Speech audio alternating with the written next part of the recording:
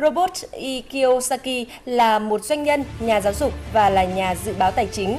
Robert còn là nhân viên kinh doanh cho tập đoàn Xerox trong khoảng 2 năm trước khi bắt đầu sự nghiệp kinh doanh riêng. Robert từng kiếm được rất nhiều tiền bằng kinh doanh nhưng cũng đã có lúc phá sản và rơi vào tình cảnh vô gia cư. Tuy nhiên, không nản lòng, ông thành lập công ty giáo dục về tài chính vào năm 1985 và trở thành một nhà đầu tư, tỷ phú, một diễn giả nổi tiếng thế giới.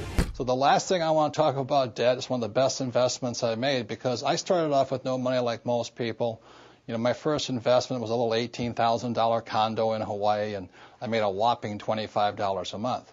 I didn't make much money on that deal, but every time I did an investment, be it real estate or business, I got smarter because experience makes you smarter.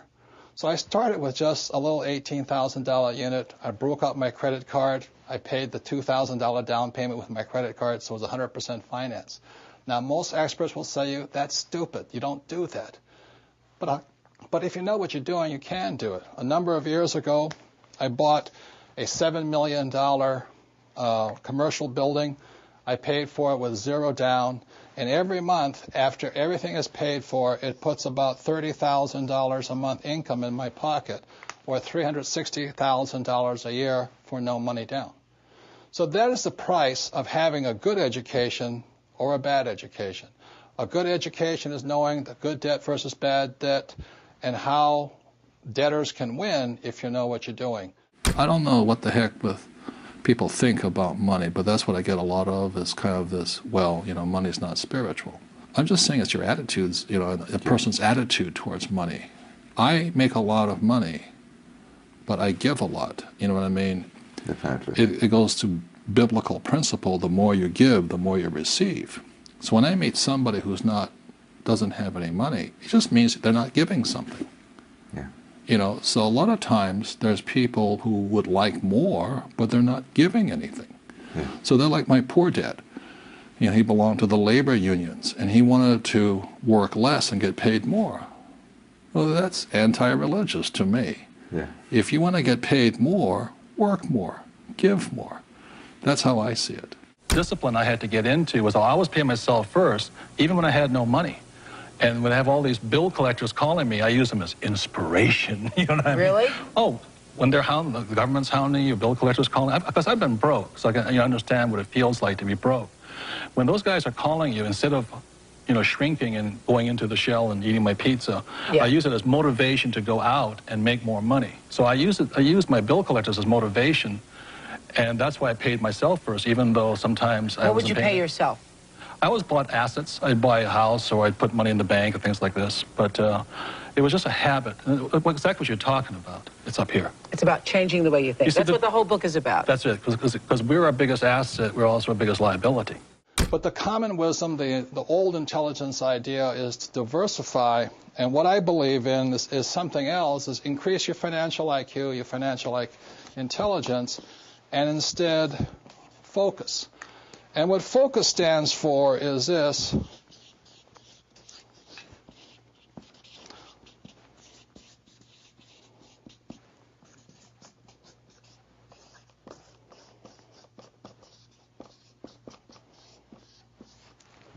Focus is follow one course till you're successful. And so that's what I did in 1973. I signed up for my first real estate investment course. And I just did it and did it and did it. You know, I bought this one little $18,000 place. And I did it again, and I did it again, and I did it again until the point where I understood it. And then I went into becoming an entrepreneur. And I did it, and I did it, and did it. And I'm still learning. And I'm still learning about real estate. And the reason, in 1966, I got into oil when I went to work for the Standard Oil Company. So today, I'm still focusing. I invest in oil and oil and oil. And I don't diversify. You know, it doesn't mean I don't lose. Sometimes I lose, sometimes I make mistakes and all this. But I just don't buy good as with all the bad. If you're going to be successful as an investor, you know, diversification is good for the average investor. If that's what you want to be, have a good life. But what I'd rather do is be able to know the good ones from the bad ones, the good investments from the bad investments, the good advisors from the bad advisors, and what's good for me and what's not good for you. Because what I do is not necessarily what's going to work for you, and vice versa here. So that's why I really think instead of diversification or diversifying, the new rules of money say follow one course until you're successful and then keep doing it. Because once you find that way of being successful, you can do it again and again and again. The thing is, you see, when people, economies go up, economies go down, we might go into a depression worldwide. Like I said, France is in very big trouble. Germany's okay. England's in big trouble. China's in trouble. So if we go that, we go to a worldwide depression, and it might take 10 years, to come out of it. But during these times, this is the best time. I have made more money in the last 3 years than ever before in my life. I bought five golf courses last year out of bankruptcy. That's impressive. Yeah. Well, the bank. Courses. Yeah, Donald bought 10. They're giving them away. No one told me. Yeah, but you have to know how to operate them. Yeah. You have to be an entrepreneur. Yeah. So the banks just call you up and they say that there was 5 golf courses and 1 hotel. In the States? In Arizona, yeah, golf mecca, Yeah. And this Japanese company had it, and they asked me if I wanted to buy it about 5 years ago for $260 million. And I said, doesn't make sense. It doesn't make sense at $260 million. So they told me I didn't know what I was doing. They said, okay, buy. And then 1 year ago, this summer, the Citibank called up and says, you want those golf courses? And they gave me the money to buy them. And just to reiterate, was in approximately 1975, I came out with this product, and we were extremely successful. But we kept running out of money. The more successful we got, the more we ran out of money. So that's when I went to my rich dad, and I tried to borrow $100,000, and he chewed me out.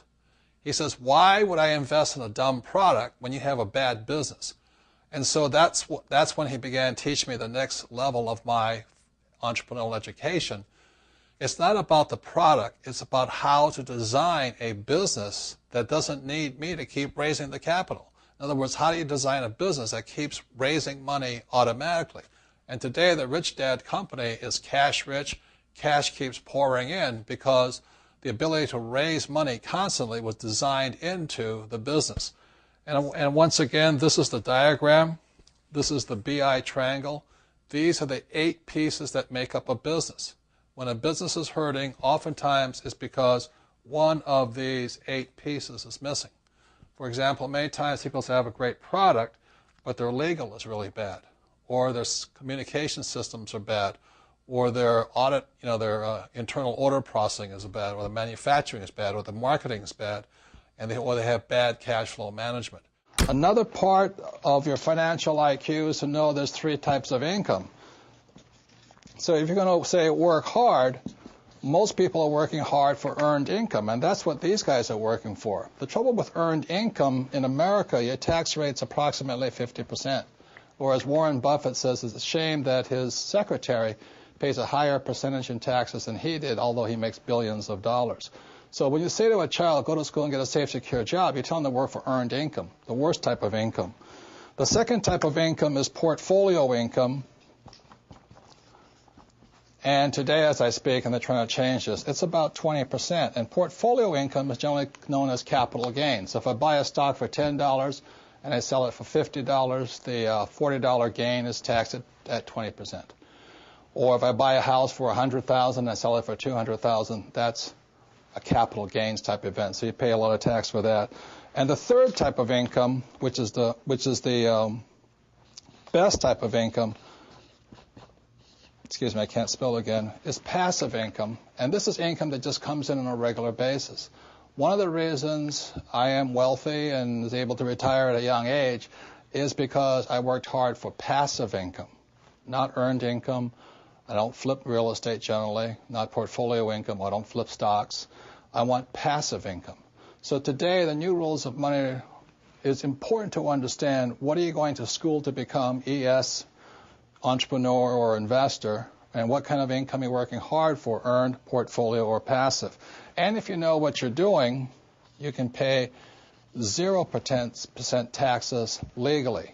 And this can be done all over the world. People say, we can't do it in my country. Well, these people can't do it in any country, but in most parts of the world, governments need these people, so they're always giving tax incentives for investors and business owners who are for passive income. So those are some of the new rules of money. You've really got to know what you're working hard at and what kind of work are you performing, what kind of income are you working hard for. Well, most successful entrepreneurs have gone bust, right? Yeah. You know, Henry Ford, an old-time entrepreneur, he went bust 5 times. Okay, look at Steve Jobs. Yep. His own board fired him. Yep. You know, Bill Gates was taken before the Supreme Court for monopolistic practices. Right. Even my friend Donald Trump went down $1 billion. Yeah. I only went down $1 million. So the average person is so afraid of those losses, they never get ahead. Because at school they teach you if you make a mistake or if you fail, you're a failure. But that's not real life. A baby learns to walk by standing up and falling down, standing up and falling down. And our school system punishes you for making mistakes. That's why my poor dad, an academic, was so unsuccessful. He was terrified of making mistakes. The key to raising money, this is Ken McElroy's company, it's called MC Companies. Ken McElroy's business is in the business of acquiring assets. That's why his company gets richer and richer and richer. Every year he adds probably 1,000 new apartment units to his inventory. So Ken's company gets richer and richer because MC Company is designed to increase assets. Poorly designed businesses never have any assets. They have huge liabilities. And I trust that makes sense to you. So Ken McElroy's business gets stronger and stronger and stronger because every year he's increasing more assets. The Rich Dad company gets stronger and stronger and stronger because every year we add more assets. This year we're adding franchising to our mix. We're also, Rich Brother, Rich Sister, the book has come out. We come out with the real book of real estate, et cetera, et cetera.